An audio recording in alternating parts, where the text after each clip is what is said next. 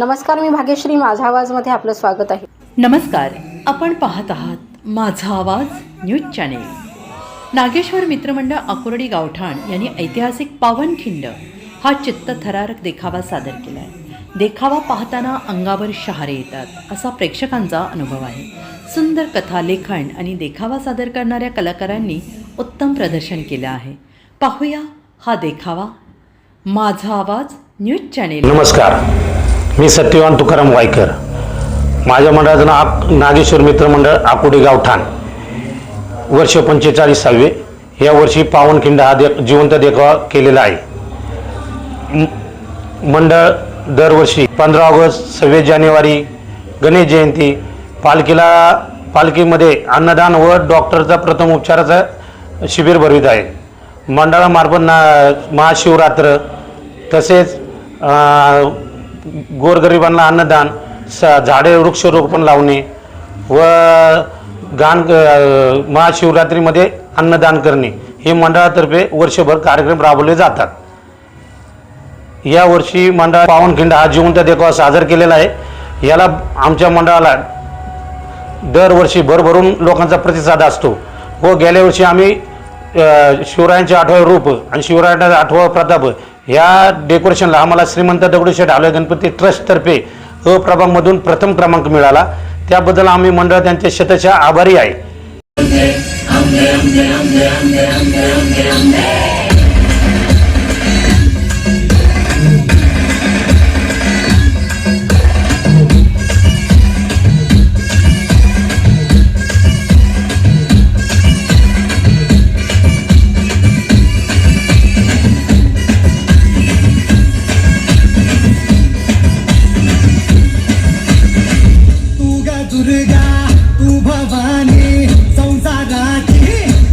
जननी सारी माया तुझी, अंबे कृपा करी, अंबे कृपा करी.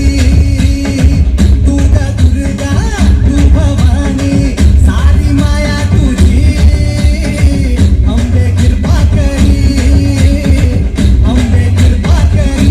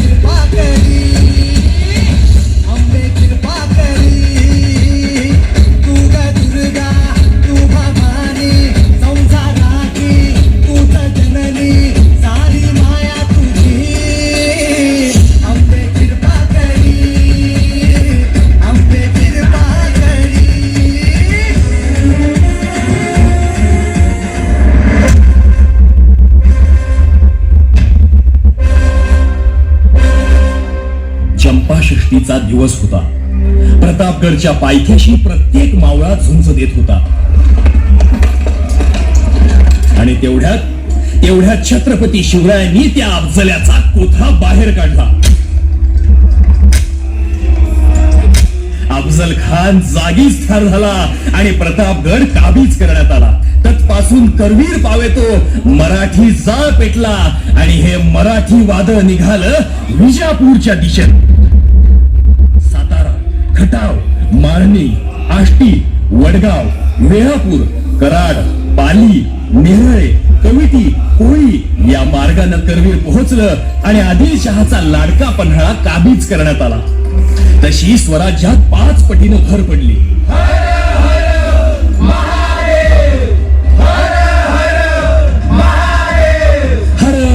महादेवाच्या जयघोषानं मावळ्यांचा आनंद गगनात मावेनासा झाला. पन्हाळा जिंकला म्हणून स्वराज्यात दिवाळी साजरी होत होती. पण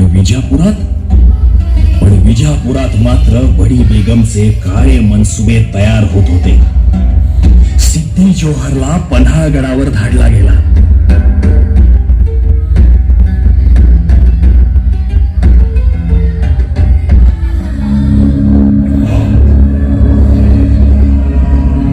शिवाजी ने पन्हाला तो जीत लिया और वो ऐसे जीतता रहा तो हजरत आदिल शाह को खतरा हो सकता है. इसीलिए बड़ी बेगम साहिबा ने शिवाजी का बदला लेने हमें यानी सिद्दी जौहर को शाही खिदमत का मौका दिया है और ये मौका हम गवाएंगे नहीं. चारों ओर से पन्हाला को घेर लो, कोई चिट्ठी भी बाहर ना निकल सके. ये शिवाजी अगर बच गया तो तुम तो मरोगे ही, मुझे भी मरवाओगे. चलो असुर.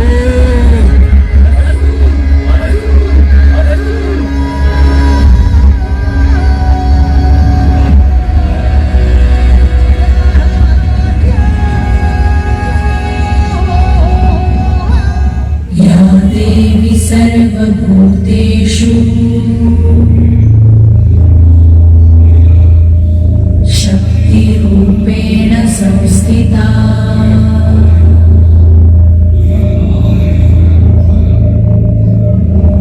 पन्हाळ्याची परिस्थिती पाहता सिद्धी आम्हाला इथेच अडकवण्याचा प्रयत्न करेल हे माहित होते आम्हाला. त्याला तर आम्ही धडा शिकूच, पण ह्यांचे तोगडे तटाच्या अलीकडे येऊन पडतायत ते कसे? अहो ती लाल माकडं आलेत ना हो त्यांच्याकडं. लांब पल्ल्याची तोप आणली त्यांनी राजापुरासनं. एकाचं नाव हैदरी आणि एकाचं किफड. असं वाटतंय कान फाडत देवी यांचे. ह्यांच्या सोबत हेच करायला हवं. परदेशातून येथे व्यवसायाच्या निमित्ताने आलेले हे इंग्रज राजकारणात ढवळाढवळ करायला लागली तर या मराठी माणसाला विभागून आपल्यावर राज्य करतील. महाराज त्यांचा रचलेला मनसुबा आम्ही हाणून पाडूच आणि मग या सिद्धी जोहरला या जमिनीत काढू. काय म्हणता बाजी प्रभू? नक्कीच, परंतु या सिद्धीनं पन्हाळ्याला चहूबाजूंनी वेढा घातलाय आणि आपल्याकडील रसदही संपायला लागली. संपूर्ण पावसाळा निघेल असं वाटत नाही. आणि खरं सांगू, त्या सिद्धी जोहरला हा गड सर करण्यापेक्षा आपल्या महाराजांना जेरबंद करण्यात अधिक रस आहे. तेव्हा आपण जर का हा गड सोडला तर गनिमांचा वेढाही उठेल आणि आपण बाहेर जाऊन नव्या जोमाने प्रतिहल्ला करू शकतो. बाजी प्रभूंचे म्हणणे आम्हाला पटते आहे. नाही, आपण येथून विशालगडावर पोहोचू त्यासाठी तुम्हीच वाट दाखवा. मुजरा महाराज. शिवाकाशी तुम्ही? वय महाराज. महाराज माफी असावी, परंतु आम्ही आमच्या दैवताचं सोंग घ्यावं म्हणतो. सोम? नाही, कशाबद्दल बोलतायत शिवाकाशी? महाराज, शिवा तुमच्यासारखा पोशाख परिधान करून एका पालखीतनं सिद्धी जोहरला भेटण्यात जाईल आणि त्याला बोलण्यात गुंतवून ठेवी. आणि आपण इकडे दुसऱ्या पालखीनं मसईचं पठार पार करून घोडखिंडीच्या रस्त्यानं विशालगडावर पोहोचू. नाही, आम्ही आमच्या मावळ्यांना असं दुश्मनाच्या छावणीत जाऊ देऊ शकत नाही. काही दगाफटका झाला म्हणजे? नाही, हे शक्य नाही. महाराज माफी असावी, पण या स्वराज्यासाठी आमचा बाप जीवाचं रान करतोय. अहो त्याच्यासाठी मरण आलं तर सोनच होईल की. राजा जाऊ द्या आम्हासनी. शिवा, तुमच्या सारख्या मावळ्यांमुळेच तर हे स्वराज्य टिकून आहे.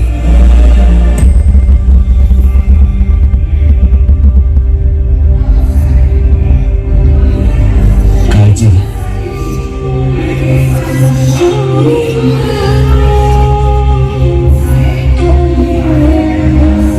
महाराज, आता वेळ दौडून चालणार नाही. गंगाधर पंतांनी अगोदरच गनिमांना सांगावा धाडलाय, तेव्हा आपल्याला लवकर निघायला हवं.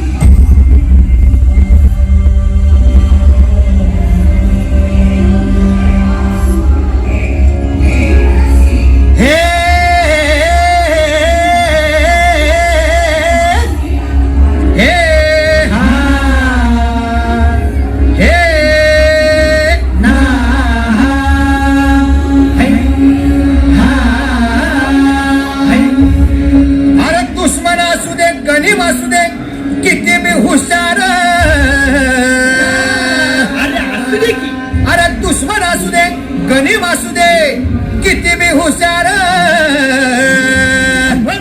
शिवरायांच्या बुद्धियुक्तीचा लागला पार शिवरायांच्या बुद्धियुक्तीचा लागला पार हे लागला पार लागला पार अरे लागला पार लागला पार हे शिवरायांच्या बुद्धियुक्तीचा लागला पार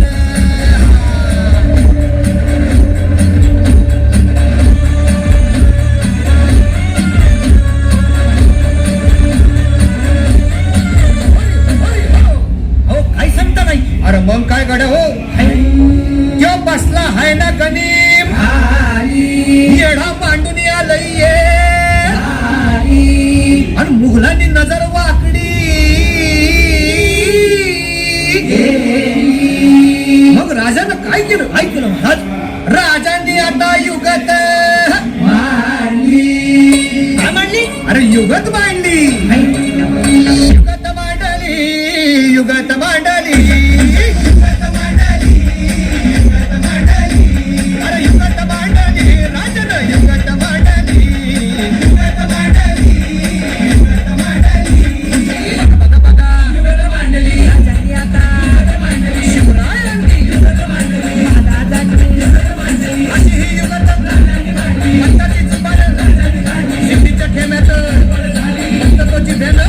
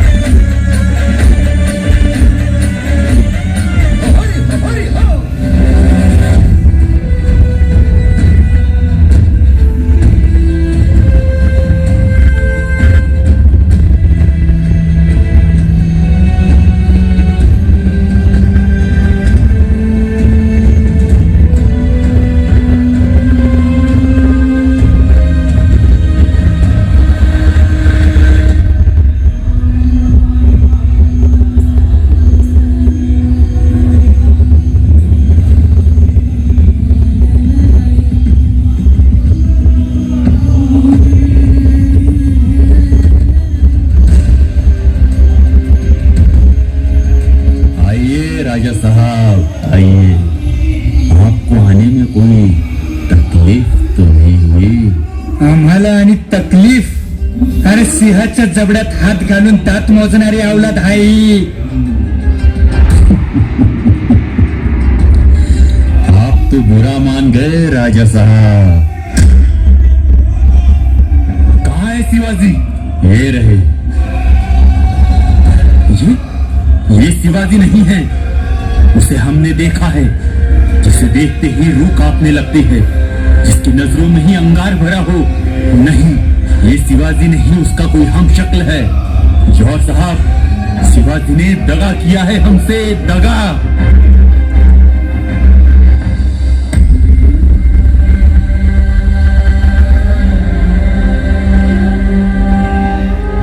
राज,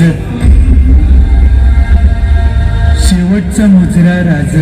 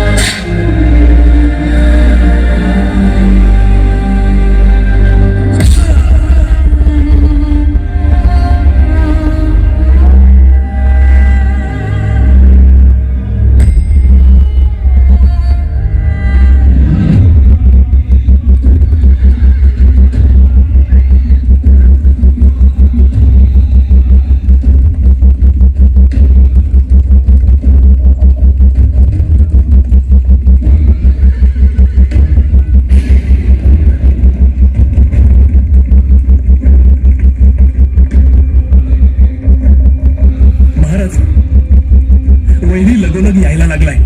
तुम्ही मोहवा बाजी. आम्ही आमच्या दोस्तांना असं घोडखिंडीत एकटं सोडून जाणार नाही. राज, माफी सांग. अहो पण तुम्ही या हिंदवी स्वराज्याचं तोरण आहे आणि गनिमांचा तुकडा पाळाया ह्यो रायाची बांधल आणि बाजी काका हाय नवा खंबीर. तुम्ही तरी महाराज क्षमा करा, पण आपलं विशालगडावर पोहोचणं खूप गरजेचं आहे. अहो मला सांगा, मंदिरातच जर का देव नसेल तर आम्ही भक्तांनी कोणापुढे डोकं टेकवायचं? अहो तुमच्यामुळेच तर घरातला देव्हारा टिकला आणि दारातली तुळस बहरली.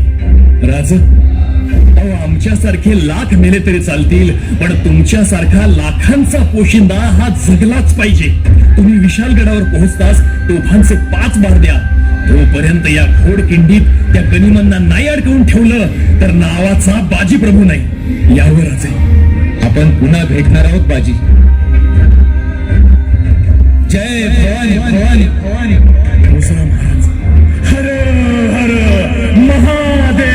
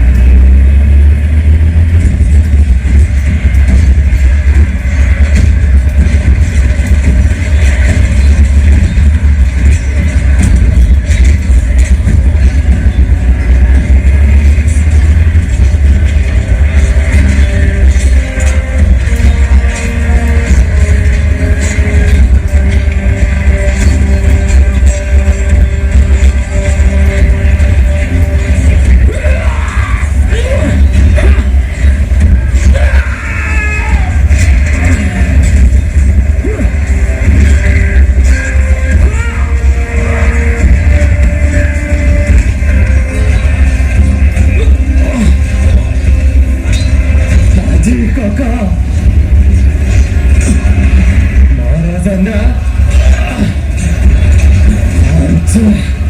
शेवटचा मुजरा सांगा.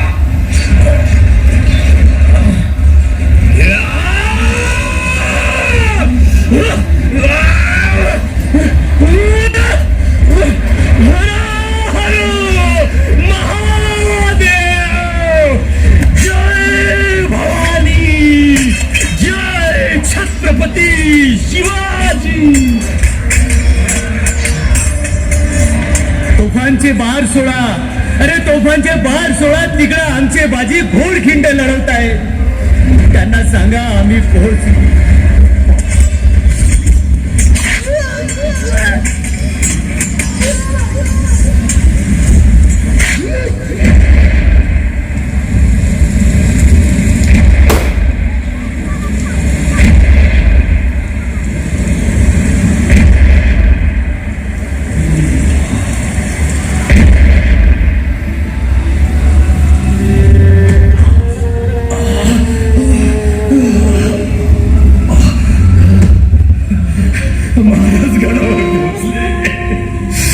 महाराज गडावर पोहोचले.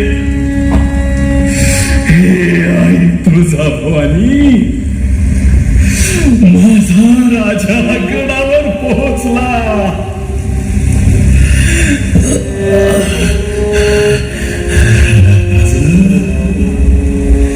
या बाजीचा अखेरचा मुजरा,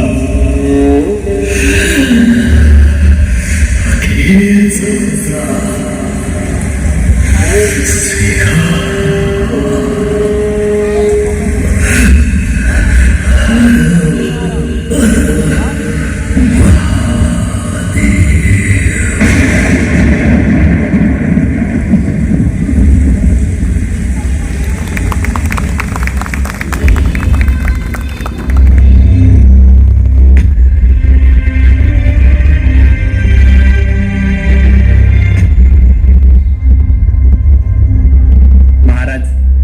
बाजीप्रभू देशपांडे यांनी वैराची दान करून टाकली, म्हणून आपण विशाळगडावर सुखरूप पोहोचू शकलो बघा. पण या देवाची पूजा करताना त्यांची ज्योत मात्र मावळली.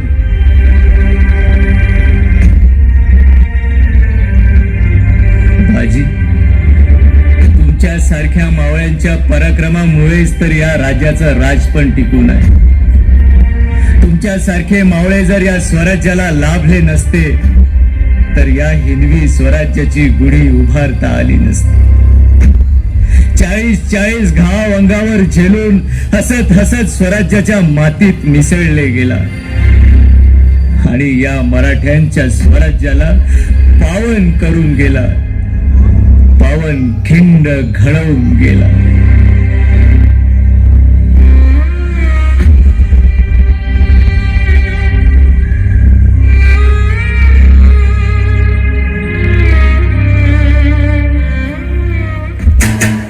अशाच नवनवीन बातम्यांसाठी पाहत राहा माझा आवाज न्यूज चॅनेल.